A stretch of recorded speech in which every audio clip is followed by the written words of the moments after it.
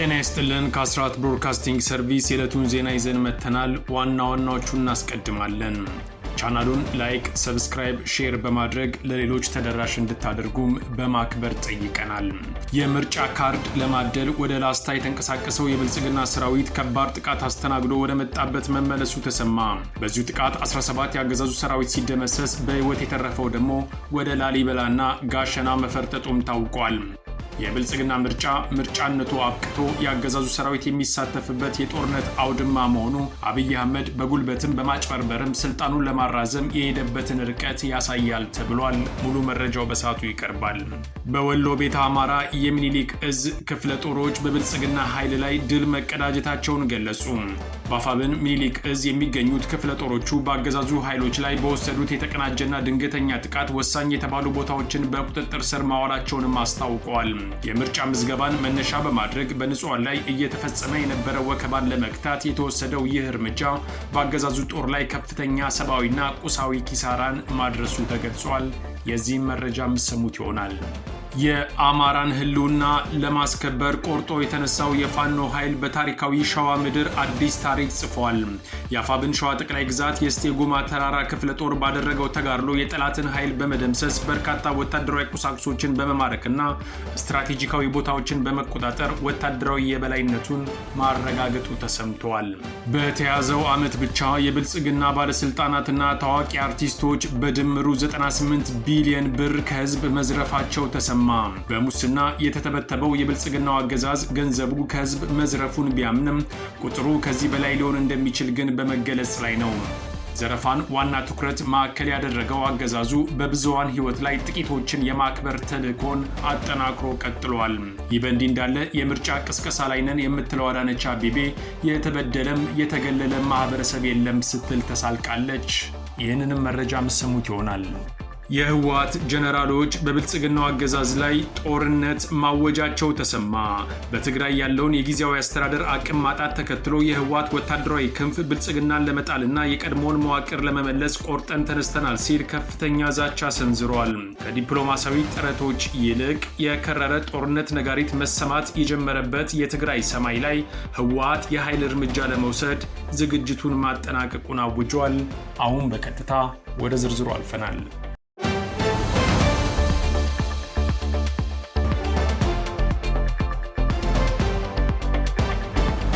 የአማራ ክልል የምርጫ ሳይሆን የጦርነት አውድማ ሆኗል። አገዛዙ በሰራዊቱ በኩል ምርጫ አደረግኩ ለማለት ከፍተኛ ትግል ውስጥ ሲሆን በዛው መጠን ከፋኖ የሚደርስበት ምትም እንደቀጠለ ነው። የአብይ አህመድ ሰራዊት በዋናነት በሚያስፈጽመው ምርጫ ህዝቡ ራሱን ቢያገልም በጉልበትና በከባድ መሳሪያ ጋጋታ ካርድ ውሰዱ የሚለው እንቅስቃሴ እንደቀጠለ ነው። ሆኖም ይህንን እኩይ ዓላማ ለማስፈጸም ሲንቀሳቀስ በነበረው የአብይ አህመድ ሰራዊት ላይ ከባድ ጥቃት ተሰንዝሯል። በላስታ ወረዳ ወደ 025 ቀበሌ ድብኮና አካባቢው የሐሰት ምርጫ ለማካሄድ ካርድ ለመበተን የተንቀሳቀሰው የብልጽግና ሰራዊትም የገጠመው ይኸው ነው። የአማራ ፋኖ ብሔራዊ ንቅናቄ አፋብን ወሎ ቤተ አማራ ሚኒሊክ እዝ 303ኛ ግዙፉ አሳምነው ኮር የሚገኙት 19ኛ ክፍለ ጦርና 16ኛ ነብሮ ኮማንዶ ብርጌድ በጋራ በሁለት አቅጣጫ የመጣውን የብልጽግና ሰራዊት አይቀጡ ቅጣት ቀጥተውታል ተብሏል። ከላሊበላ ከተማና ከጋሸና ከተማ በከባድ መሳሪያ ታጅቦ አውደ ውጊያ የተካሄደ ሲሆን በተለይ ደግሞ ቆጋ ዓለም ከተማና መደንቢያ በተባሉ ቦታዎች ላይ ያገዛዙ ዘብ ጠባቂ ወታደሮች ከፍተኛ ቁሳዊና ሰብአዊ ኪሳራን አስተናግደዋል። በዚያው ወደ ውጊያ 17 የጠላት ኃይል ሲደመሰስ ከ23 በላይ ቁስለኛውን በአምቡላንስ ይዞ ወደ ላሊበላ ከተማና ወደ ጋሸና ተመልሰዋል። የሐሰት ትርክትን ተልዕኮ በመቀበል የብልጽግና ሰራዊት ብልጽግና ፓርቲ እስኪመስል ድረስ የማጭበርበሪያ የምርጫ ሰነድ የይምረጡኝ የመፈክር ፕሮፓጋንዳን ለማካሄድ ያሰበው የአብይ አህመድ ጦርና አመራሮች ባልጠበቁትና ባልገመቱት ልክ መብረቃዊ ጥቃት ወርዶባቸዋል ተብሏል። በተለየ መንገድ ውጊያው የጠላትን ምሽግ ከማስለቀቅ ወደ ሙሉ ማጥቃት የተሸጋገረበት የትስስር ውጊያና የስብጥር ውጊያ ነው ያሉት የ19ኛ ክፍለ ጦር ዋና አዛዥ መቶ አለቃ በሪውን ደምሌና የ16ኛ ነብሮ ኮማንዶ ብርጌድ ዋና አዛዥ ኮማንዶ ፍቃዴ ቢተው የጠላትን ኃይል በመገርሰስ የበላይነት ያሳየንበት ትልቅ አኩሪ ድል ነው ሲሉ ተደምጠዋል። በዚህ የተበሳጨው የብልጽግና ጦር አለኝ በሚለው ከባድ መሳሪያ በዙ 23 የአርሶ አደር አበባው ተሾመን ቤት ቆጋ አምባ የተባለ ቦታ ላይ አቃጥሎ ተመልሷል። በተከታታይ በ6 የዙ 23 ጥይት ቤቴን ንብረቴን አውድመውታል ያለው አርሶ አደር አቶ አበባው ተሾመ አገዛዙ በፋኖ ምት ሲደርስበት ንጹሃንን ማወራረጃ ከማድረግ እንዲቆጠብ ጠይቋል። ፈረስ መግደሉን ሳይተው ወላዶችን መግደል ሳይተው እንዴት ሆኖ ነው ምርጫውን የሚያስመርጠው? አንድ ወላድ እኮ አንድ ፋኖ ቢሞትባት 3 ፋኖ ተወልዳለች። ያችን እየገደለ ነው ምርጫ የሚያስመርጥ? ይሄ ነው ያካሃዱ። ቢሮ እኮ ምርጫ ሲመረጥ ካርድ ተቀብለን ያንን ካርድ በዘበኛ እያስገባን እስተምሽቶቻችን እየሄድን በዘበኛ ነበር አስገባን የምንመረጠው እኮ ረጆ እያስገባን። ያም ሲሆን በእስክሪብቶ ሳይሆን በዱካችን እየፈረን እየመጣን ነበር የሚመረጠው። እና ወላዶችን እየገደለ ከብቶችን እንስሳዎችን እየገደለ የማይበሉትን እስቲ ነጭ ውሃ ላይ 2 ፈረሶች አልገደለም ሊበላ አየኒበት ቦረዝ በክቶስ አልገደለም። ይህን ታውቁታላችሁ። በቃ እና ስለዚህ ዓላማችን አንድ ይሁን፣ አቋማችን አንድ ይሁን እንጂ ተናንተ ጎንነን ድሮ እንደ በሬ እየሄድን ነበር እገጥም። አሁን በሚስጥር ባለው ነው። ጥሩ ነው። አሁንም አቋማችን አንድ ነው። በዚህ አቋማችን እንቀጥል ነው። በመጨረሻም በዚህ መብረቃዊ ምት የተደናገጠው ያገዛዙ ሰራዊት መንገድ ላይ የሚያገኛቸውን ንጹሃን ግለሰቦች ላይም አሰቃቂ ግፍ በመፈጸም ወደ መጣበት ተመልሷል። መዳረሻው ድልና ነጻነት የሆነው የአማራ ህዝብ የህልውና ተጋድሎ ተጠናክሮ ይቀጥላል ሲል የ303ኛ ግዙፉ አሳምነው ኮር ምክትል ህዝብ ግንኙነት መምሪያ ኃላፊ አርበኛ መምህር ሙላት አላምረው መረጃውን አድርሶልናል።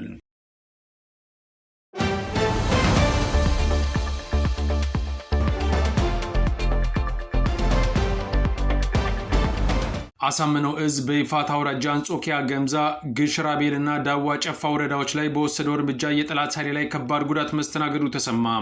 በአፋብኃኝ ሸዋ ጠቅላይ ግዛት አሳምነው እዝ መሐመድ ቢሆነኝ ኮር እስቴ ጎማ ተራራ ክፍለ ጦር በይፋት አውራጃ አንጾኪያ፣ ገምዛ፣ ግሽ ራቤልና በዳዋ ጨፋ ወረዳዎች ጠላትን ለበርካታ ሳምንታት ቁም ስቅሉን ሲያሳዩት በመቆየት ሚያዝያ 24 2018 ዓ.ም በድል አሸናፊነታቸውን አረጋግጠዋል። የአገዛዙ ኃይል በአንጾኪያ ገምዛ አገረ ማርያም ከጠዋቱ 12 ሰዓት በ4 ቦታ የጀመረው አውደ ውጊያ ቀኑን ሙሉ 9 ጊዜ የማጥቃት ሙከራ ቢያደርግም ከ3 ሻለቃዎች የተውጣጡ ክንደ ብርቶቹ ሰራዊትና አመራር በሞርተርና በአርፒጂ በመታገዝ መካናይዝድ አውደ ውጊያ በማድረግ በጠላት ላይ ከባድ ብትር አሳርፈው አስክሬንና ቁስለኛውን ከነመሳሪያው ጥሎ እንዲፈረጥጥ አድርገውታል ተብሏል። በኩሬ የጎደል ቀበሌ ሻድብስና እሁድ ገበያ የገባውን የጠላት ኃይል ከ2 ሻለቃ የተውጣጡ ሻምበሎች በጋራ በመቀናጀት በጠላት ላይ ብዙ ኪሳራ አድርሶበታል ተብሏል። የፋኖን ውጊያ መቋቋም ያቃተው የጠላት ኃይል ተጨማሪ ሰራዊት ከግሽ ራቤል፣ ግሾጌና ሸበቶ ቀበሌ 3 መኪና ሰራዊት ቢያመጣም የስቴጉማ ተራራ ክፍለ ጦር አናብስቶች የመጣውን ኃይል እንዳይወጣ አድርገው 12 ያገዛዙን ኃይል ሲደመስሱ ከ16 በላይ ደግሞ ከባድ ቁስለኛ አድርገውታል። አስክሬኑንም ማንሳት ሳይችል ፈርጥጧል ተብሏል አገዛዙ። በዚህም ጠላት መሽጎባቸው የነበሩ ወታደራዊ ገዢ ቦታዎችን ክፍለ ጦሩ መቆጣጠር ችሏል። የስቴጉማ ነበልባሎች 5 የጠላትን አስክሬን በህዝብ በማስነሳት በአማራ ባህልና ወግ መሰረት በቀርከሃ ሀገረ ማርያም ስርዓተ ቀብራቸው እንዲፈጸም ተደርጓል። ከጠላት የተገኘ ምርኮም 2 ጥቁር ክላሽ፣ 8 የክላሽ ካዝና፣ 312 የክላሽ ጥይት፣ 5 ወታደራዊ ሻንጣ እና 2 ወታደራዊ ሳንጃ እንደሆነም ታውቋል።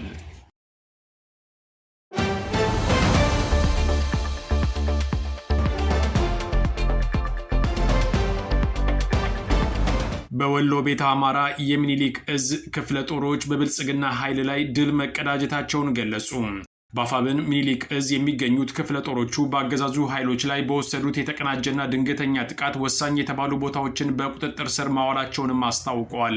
የምርጫ ምዝገባን መነሻ በማድረግ በንጹሃን ላይ እየተፈጸመ የነበረ ወከባን ለመግታት የተወሰደው ይህ እርምጃ በአገዛዙ ጦር ላይ ከፍተኛ ሰብአዊና ቁሳዊ ኪሳራን ማድረሱ ተገልጿል። የዚህም መረጃ የምትሰሙት ይሆናል። ተጨማሪው እንደሚከተለው ይቀርባል።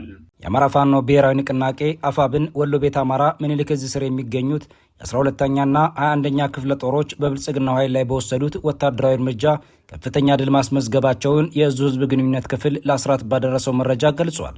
በምስራቅ አማራ የሚኒሊክ እዝ 102ኛ ኮር 12ኛ ክፍለ ጦር በደቡብ ወሎ ዞን በቀዩ ጋሪያ በተኩለሽና በጮቢ በራ አካባቢዎች ሰፍሮ በነበረው የአገዛዙ ጦር ላይ መብረቃዊ የተባለ ጥቃት መፈጸሙንም አስታውቋል።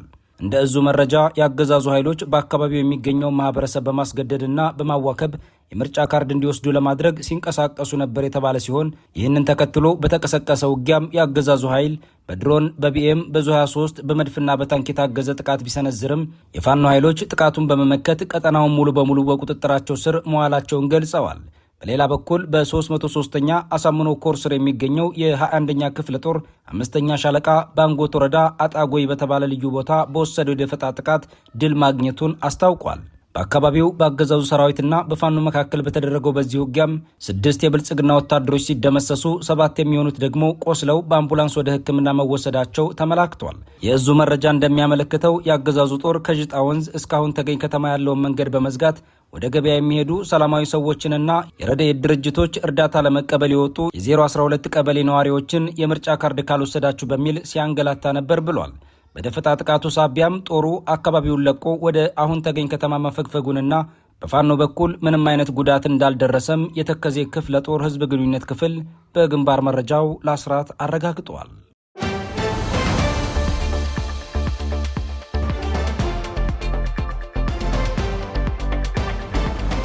ኢትዮጵያ ውስጥ 10 ዓመት 20 ዓመት ውጊያ ማስቀጠል ይቻላል። ምንም ችግር የለም።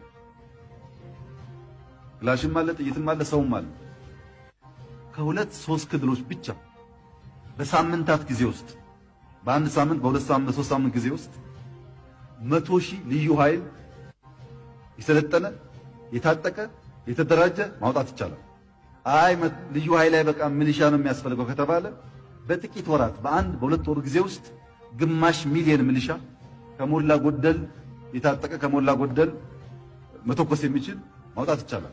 ሚሊዮኖችን ለጦርነት የማገደው ገና ከዚህ በኋላም ሌሎች ሚሊዮኖችን ቢማገዱ ጉዳዩ እንዳልሆነ በአደባባይ የሚናገረው የብልጽግናው ቁንጮ የኢትዮጵያን ሕዝብ ከመቀነስ ፖሊሲው በተጨማሪ ዘረፋውን በዛው መጠን ቀጥሏል። ህዝቡ ጦርነት የናፈቀው ይመስል ዝመቱ፣ ሰልጥኑ፣ ተጨማሪ ወጣቶች አለን በሚል ንግግር ታዋቂ የሆነው አገዛዙ አሁን ደግሞ ከሚገለውና ከሚያስገድለው ህዝብ መቀነት አስደንጋጭ ዘረፋ መፈጸሙ ተሰምተዋል።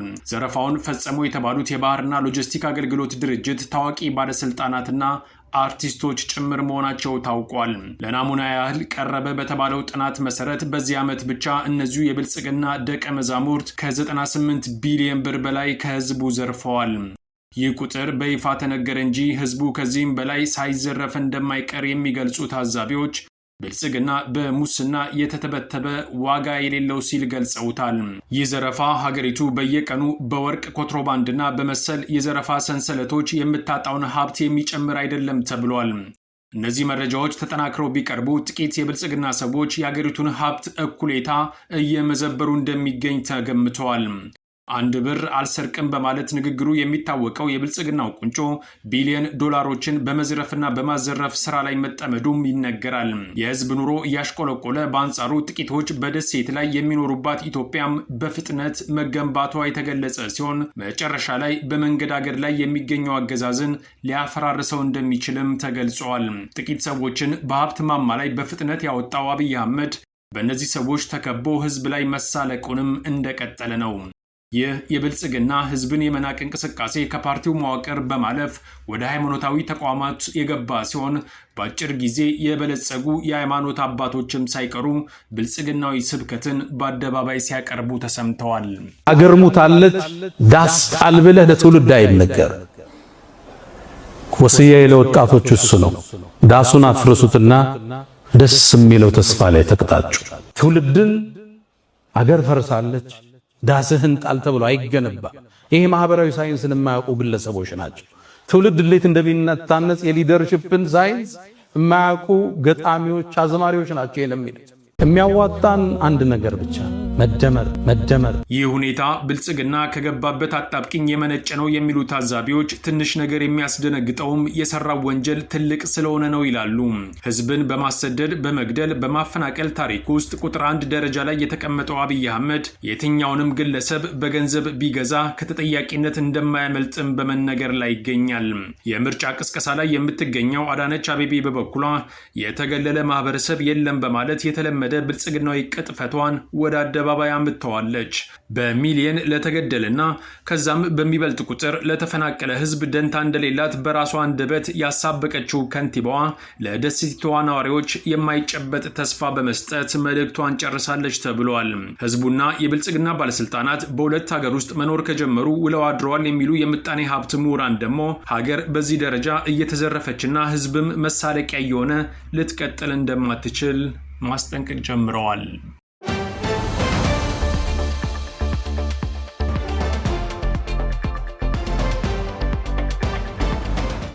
የህወሓት ጀነራሎች በብልጽግናው አገዛዝ ላይ ጦርነት ማወጃቸው ተሰማ። በትግራይ ያለውን የጊዜያዊ አስተዳደር አቅም ማጣት ተከትሎ የህወሓት ወታደራዊ ክንፍ ብልጽግናን ለመጣልና የቀድሞውን መዋቅር ለመመለስ ቆርጠን ተነስተናል ሲል ከፍተኛ ዛቻ ሰንዝሯል። ከዲፕሎማሲያዊ ጥረቶች ይልቅ የከረረ ጦርነት ነጋሪት መሰማት የጀመረበት የትግራይ ሰማይ ላይ ህወሓት የኃይል እርምጃ ለመውሰድ ዝግጅቱን ማጠናቀቁን አውጇል። አሁን በቀጥታ ወደ ዝርዝሩ አልፈናል። መረጃው እንደሚከተለው ይቀርባል። በህወሓት የውስጥ ክፍፍልና በጊዜያዊ አስተዳደሩ መዳከም ሳቢያ በትግራይ ክልል ያለው ውጥረት በከፍተኛ ሁኔታ መጨመሩ ተሰምቷል። የህወሓት ወታደራዊ አዛዦችም በብልጽግናው አገዛዝ ላይ ግልጽ የጦርነት ዛቻ ሰንዝረዋል። የህወሓት የአርሚ 60 አዛዥ የሆኑት ብርጋዴር ጀነራል ህንፃ ወልደ ጊዮርጊስ የብልጽግናን አስተዳደር ለማስወገድ ሙሉ ዝግጅት መጠናቀቁን በአደባባይ አስታውቀዋል። ከመይ ጌርና 100 ዓመት 100 ዓመት ንድሕሪት ንምለሶ ዝብል መርሃ ግብሪ ክፍጽሙ እንተለው ጸላእትና ዝሓሰብዎ ኩሉ ዝሕረስን እቶት ዘለዎን ፈርታይል ዝኾነ ልሙዕ መሬትን ኣይንሃቦም እዩ። እዚ ግድን በዓልስና ክንምልሳ ኢና። ከም ተጋሩን ህዝብና ተላዓይሉ ባዕሉ እዚ ጉዳይ እዚ ክቃለሰሉ ዘለዎ እዩ። ክነብር ይኽእል ናይ መጀመርያ ትግራይ ከም ትግራይ ቀልጢፉ ዝኹነታት እዚ ከምቲ ዝበልኩሞ ክዘናጋዕ አይብልን ይሰርሐለ እዩ። ትውድብ እንት ህዝብን ክቃላጠፉን ሓቲት እዩ። ስራሕናውን ክረምቲ ተኣተወ ክንትግሪና ኖርማሊ ነዚ ዝኽፈል ፔይመንት ዋጋ እንተሃልዩ ክንከፍሎ ኢና። እዚ ኢና ድማን ምስ ሰራዊትናውን ምርዳእ እንዳበፅሕና ዝፀንሕና ሕዙ ነብዚ ወሲና ይኽንከል ዘለና እዚ ጉዳይ እዚ ጀነራሉ ለቡድኑ ልሳን ወይን ሚዲያ በሰጡት መግለጫም የፕሪቶሪያው ስምምነት ከዚህ በኋላ ምንም አይነት ዋጋ እንደሌለው በይፋ ተናግረዋል።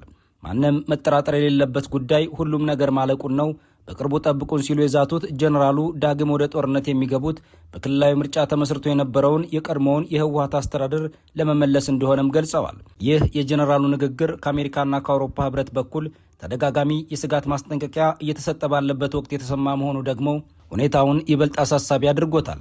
ከቀናት በፊት አቶ አዲስ ዓለም ባሌማ የተባሉት የህወሓት የውጭ ተወካይ ለማንኛውም ነገር ሎጂስቲክ አዘጋጅተናል፣ ከሱዳንም ከሻቢያም ጋር ተጣምረናል በማለት መናገራቸው የሚታወስ ሲሆን የዛሬው የጀነራሉ ንግግር ደግሞ ለተግባራዊነቱ ቀኑ መቃረቡን አመላካች ተደርጓል። ጀነራል ህንፃ በመግለጫቸውም የብልጽግናው አገዛዝ በትግራይ የውስጥ ክፍፍል ፈጥሯል ሲሉ ከሰዋል። በተለይም የጊዜያዊ አስተዳደሩ ፕሬዝዳንት ጀነራል ታደሰ ወረደንና መሰል ግለሰቦችን እንደ ጠላት እንደሚታገሏቸው በግልጽ አስታውቀዋል። በትግራይ አመራሮች መካከል ባለው የከረረ ልዩነት ምክንያትም እነ ደብረጽዮን ገብረ ሚካኤል የጥቃት ኢላማ እንዳይሆኑ በመስጋት የመደበቅ ስልት መጀመራቸውንም ጀነራሉ ጠቁመዋል። በተለይ በሁለቱ ዓመታት የሰሜኑ ደም አፋሳሽ ጦርነት 1 ሚሊዮን ገደማ የትግራይ ህዝብ ማለቁን በተመለከተ ለቀረበላቸው ሪፖርት ጀነራሉ የተገደሉት በሺዎች የሚቆጠሩ ናቸው እንጂ ሚሊዮን አይደለም በማለት ቁጥሩን ለማሳነስ ሞክረዋል። ዳግም ጦርነት ከተቀሰቀሰም እንደ ቀድሞው በቀላሉ እጅ አንሰጥም ያሉት ጀነራሉ ዓላማቸው የህወሓትን የቀድሞ መዋቅር መመለስና የትግራይን ጥቅም ማስከበር እንደሆነ ገልጸዋል። ይህ የጀነራሉ ንግግር በትግራይ ክልል ያለውን የፖለቲካ አለመረጋጋት ወደ አዲስ ወታደራዊ ግጭት ሊቀይረው እንደሚችል በርካቶች ስጋታቸውን እየገለጹ የሚገኙ ሲሆን ቀጣይ ሁነቶችም ተጠባቂ ሆነዋል።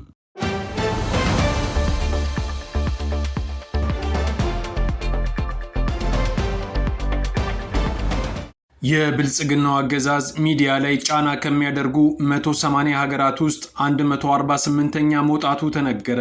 የዓለም አቀፍ የፕሬስ ነጻነት ቀን በግጭቶችና በነጻ ሚዲያዎች ላይ በሚደረጉ ጫናዎች ምክንያት ኢትዮጵያን በዓለም የፕሬስ ነጻነት ዝርዝር 148ኛ ደረጃ ላይ አስቀምጧታል። በድንበር የለሽ የጋዜጠኞች ቡድን RSF ይፋ ባደረገው የ2026 የዓለም የፕሬስ ነጻነት ኢንዴክስ መሰረት ኢትዮጵያ ከ180 ሀገራት መካከል 148ኛ ደረጃ ላይ መቀመጧ አገሪቱ ከፕሬስ ነጻነት ጋር መቆራረጧን ያሳየ ተደርጎ ተወስዷል። ሪፖርቱ የኢትዮጵያ ነጻ ሚዲያ ምህዳር ሌላ ተጨማሪ ማሽቆልቆል ውስጥ መግባቱን በመጥቀስ ሁኔታው ለነጻ ጋዜጠኝነት አደገኛ ደረጃ ላይ መድረሱን አስታውቋል። በድንበር የለሽ የጋዜጠኞች ቡድን RSF በ25ኛው ዓመታዊ ሪፖርቱ በኢትዮጵያ ያለው የሚዲያ ሁኔታ እጅግ አሳሳቢ በሚል ምድብ ውስጥ ያካተተው ሲሆን ይህም ዳግም ያገረሹ ግጭቶችና በሚዲያ ባለሙያዎች ላይ እየደረሰ ያለው እየበረታ የመጣ ጫና ድምር ውጤት መሆኑን አመልክተዋል። አብይ አህመድ ከወራት በፊት በሰጠው ቃለ ምልልስ ማንም ሰው በመናገሩ ምክንያት አልታሰረም በማለት ቢቀጥፍም ገለልተኛ ተቋማት ግን የሰውየውን ውሸት እግር በእግር ማጋለጣቸውን ቀጥለዋል።